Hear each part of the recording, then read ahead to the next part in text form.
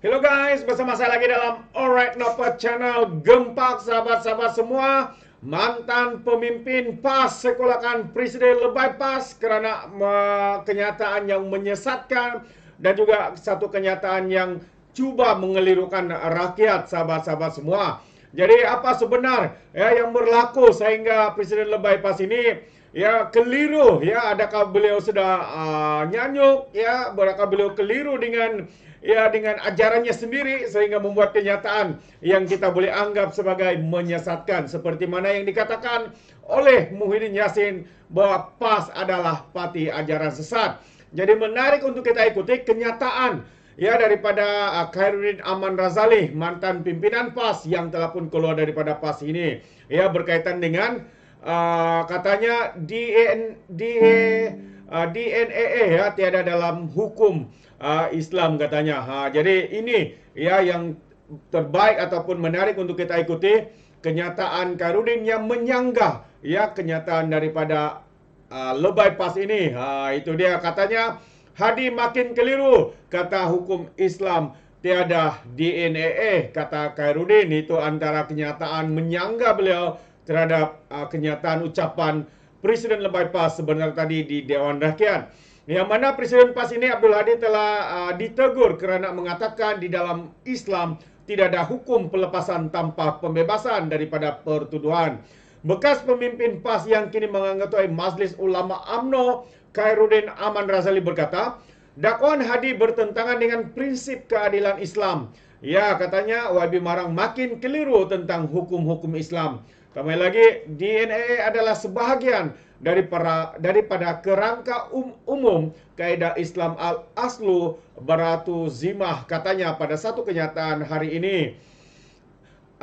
Seperti mana yang dikatakan, yaitu al-aslu baratu zimah menyamai konsep seseorang itu tidak bersalah hingga dibuktikan sebaliknya di mahkamah, dan secara literal diterjemahkan kepada seseorang pada mulanya bebas daripada tanggungjawab. Khairuddin berkata ini bermakna seseorang pendakwa dibenarkan melepaskan tertuduh jika ada keperluan untuk siasatan lanjut. Seperti mana kita lihat, Abdul Hadi telah membuat kenyataan mengenai tiada hukum DNA dalam Islam di Dewan Rakyat hari ini.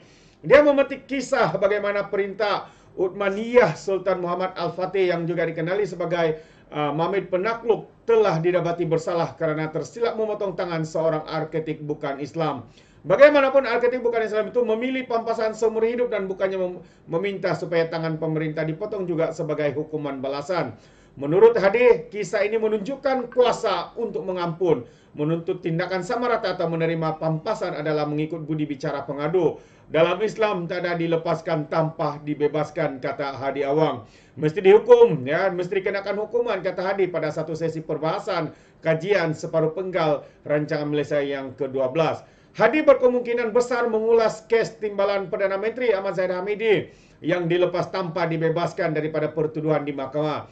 Ini berikutan pendakwa raya menarik balik pertuduhan rasuah terhadap Zahid Hamidi dalam kes hiasan akal budi. Pendakwa raya telah memetik keperluan untuk siasatan lanjut sebagai salah satu sebab pertuduhan itu ditarik balik. Jadi Khairuddin berkata kenyataan Hadi ini nampaknya menggalakkan rakyat berfikir bahawa sesiapa yang didakwa langsung telah dihukum bersalah. Ini kaedah yang salah, bercanggah dengan Islam, katanya. Terbaik. Seperti biasa yang kita dengar sebenarnya pihak pembangkang selalu mengatakan tertuduh tidak bersalah.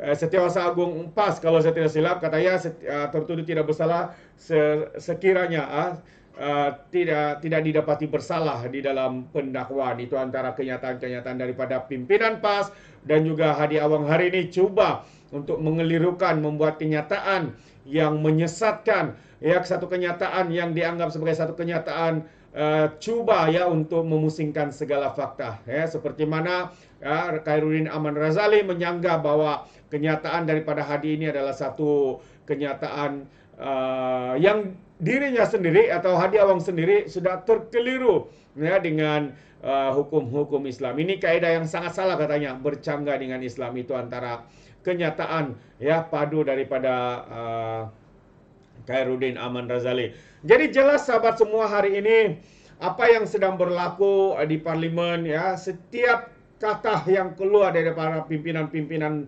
Perikatan Nasional PAS maupun Bersatu, ya tidak lain tidak bukan sahabat semua, yaitu ya mungkin tidak puas hati ya kerana mungkin Presiden pengerusi PN didakwa, sebagian besar juga pemimpin mereka didakwa kerana kes-kes seperti rasuah, penyalahgunaan kuasa, pengubahan wang haram. Ya ada pula ya yang disiasat kerana ya derhaka kepada yang di Pertuan Agong sehingga memperleke dan juga membantah ya, membuat bantahan kononnya agung ataupun raja-raja tidak berhak untuk membuat pengampunan. Itu dia. Dan seorang lagi didakwa kerana menjadi mufti Perikatan Nasional membuat fatwa-fatwa haram ya. Sultan-sultan ya, seperti Sultan Selangor juga mengeluarkan kenyataan bahawa tidak ada sesiapa yang layak untuk mengeluarkan fatwa selain daripada mereka-mereka yang bertauliah dan sebagainya.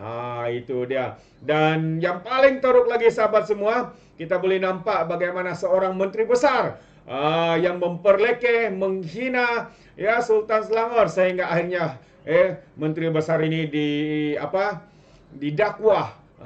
Kalau sebelum itu dia mengaku bersalah di hadapan dengan menghantar surat karenanya memohon maaf kepada Sultan Selangor, tapi apabila didakwa berkaitan dengan perkara itu, beliau pula tidak mengaku bersalah. Ini antara dua kenyataan yang berbeza.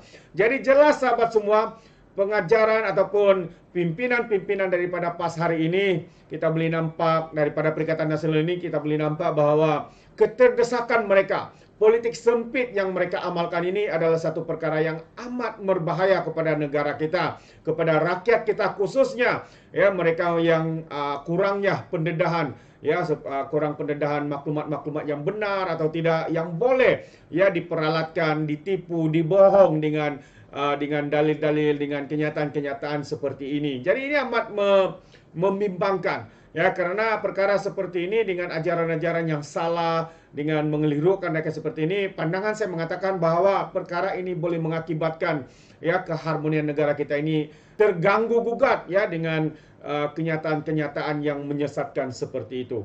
Jadi apa yang kita harapkan pihak berkuasa ya, pihak wajib ya kena mengambil tindakan tegas kepada individu-individu ataupun politikus seperti ini yang sanggup melakukan apa saja demi apa? Untuk kepentingan mereka semata-mata, untuk kepentingan parti mereka semata-mata, sahabat-sahabat semua. Inilah ya perkara yang amat berbahaya ya.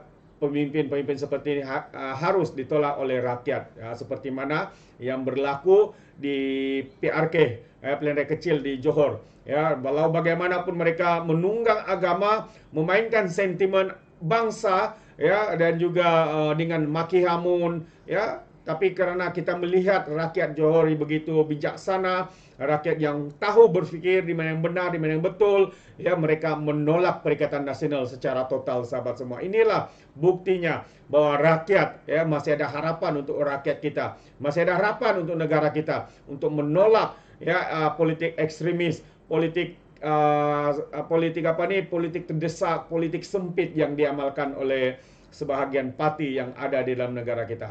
Itu sedikit tambahan saya ataupun pandangan saya berkaitan dengan perkara ini. Jadi sahabat semua, sekiranya Anda mau memberikan sebarang pandangan juga, boleh berikan komen dalam ruangan komen. Tapi ingat, komen dengan cara berhemat, jangan menjadi seperti walan-walantit, lebay-lebay, geng sapu bersih, termasuk juga geng Takut Anwar. Apabila memberikan komen penuh dengan hasutan, kebencian dan juga fitnah melampau. Sepertinya mereka tidak punya otak, mungkin karena otak mereka tertinggal di dasar Laut Cina Selatan. Jadi terima kasih, izinkan saya untuk mengundurkan diri dan seperti biasa, peribahasa mengatakan, tapapun kangkap, 2 ton keinginan. Dalam bahasa Melayunya, tepuk dada tanya selera. Sekian saya daripada Orang Dapat Channel, saya kita berjumpa lagi. Bye-bye.